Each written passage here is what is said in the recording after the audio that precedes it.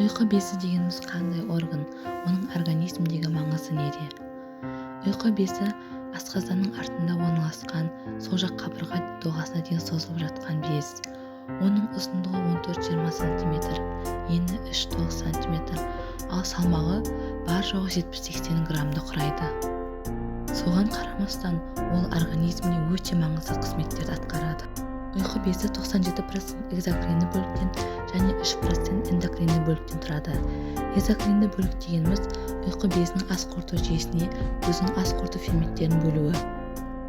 Бұл қызметі тамақ қабылдағаннан кейін 2 минутта бірден басталады. Яғни ұйқы безі өзінің ас қорыту ферменттерін 12 келшекке бөледі. Ол трипсин, хематрипсин, липаза, амилаза.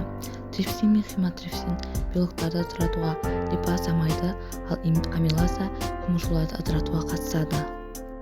Ұйқы безінің өзегі өт жолы өзегімен бірігіп 12 келшекке құяды. Ұйқы безі тәулігіне 1,5-2 литр сөл бөледі. Ұйқы безі 10 сағатқа дейін сөл бөлу қызметін атқарады.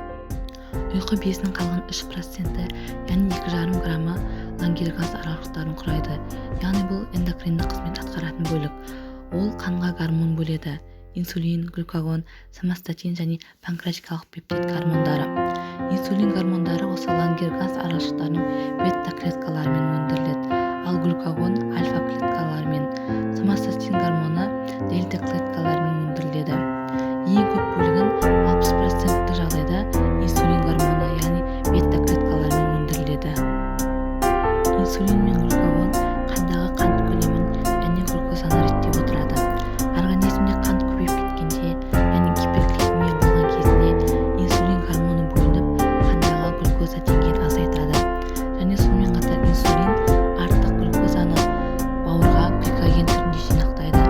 Ал бұл бауыр өз кезегінде организмде болып жатқан стресс кезінде немесе физикалық жүктеме кезінде осы гликогенді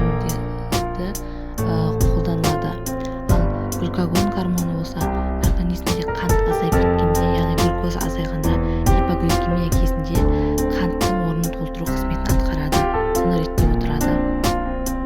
Қалыпты жағдайда қандағы глюкоза мөлшері 3-3 және 5-5 микромолды құрайды.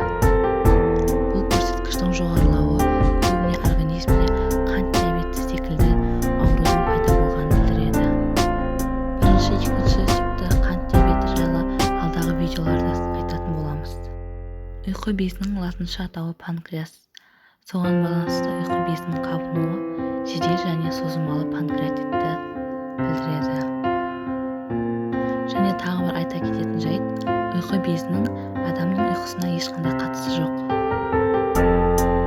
Егер сіздерге